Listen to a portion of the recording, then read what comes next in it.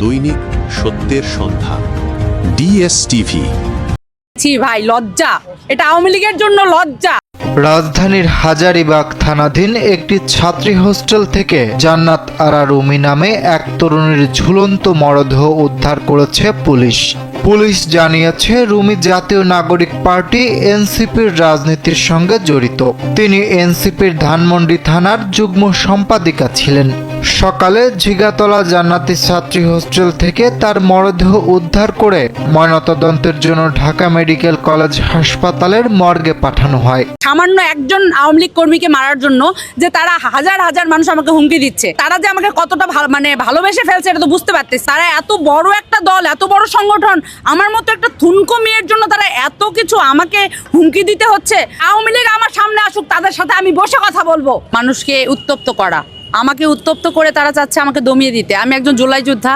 আমি ঠিক আগে যেমনভাবে সংগ্রাম করেছি এবং আওয়ামী লীগকে প্রতিহত করেছি এবং ভবিষ্যতেও করবে। তারা যত ইচ্ছা আমাকে হুমকি দেখ ধুমকি দেখ, তারা কি করতে পারে আমি ঠিক সেটার জন্যই অপেক্ষা করতেছি। তারা কি করতে পারে সামনে আসুক, আমি চাই তারা সামনে আসুক। তারা যে কতটা ভয় পেয়ে গিয়েছে এই সামান্য একজন আওয়ামী লীগ কর্মীকে মারার জন্য, যে তারা হাজার হাজার মানুষ আমাকে হুমকি দিচ্ছে, এটা তো আমার জন্য খুব মজা। এর আগে বুধবার রাত 11টা 38 দিকে রুমি তার নিজের ফেসবুক পেজে ইনকিলাব মঞ্চের মুখপাত্র শরীফ ওসমান বিন হাদিকে নিয়ে একটি পোস্ট দেন।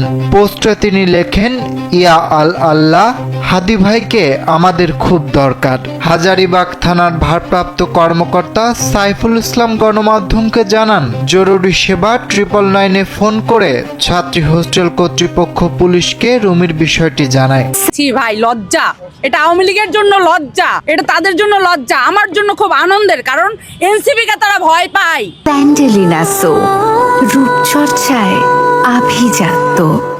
পরে পুলিশ ঘটনাস্থলে গিয়ে তার ঝুলন্ত মরদেহ দেখতে পায়। মরদেহ উদ্ধার করে সুরতহাল সম্পন্ন করে ময়নাতদন্তের জন্য ঢাকা মেডিকেল কলেজ হাসপাতালে পাঠানো হয়।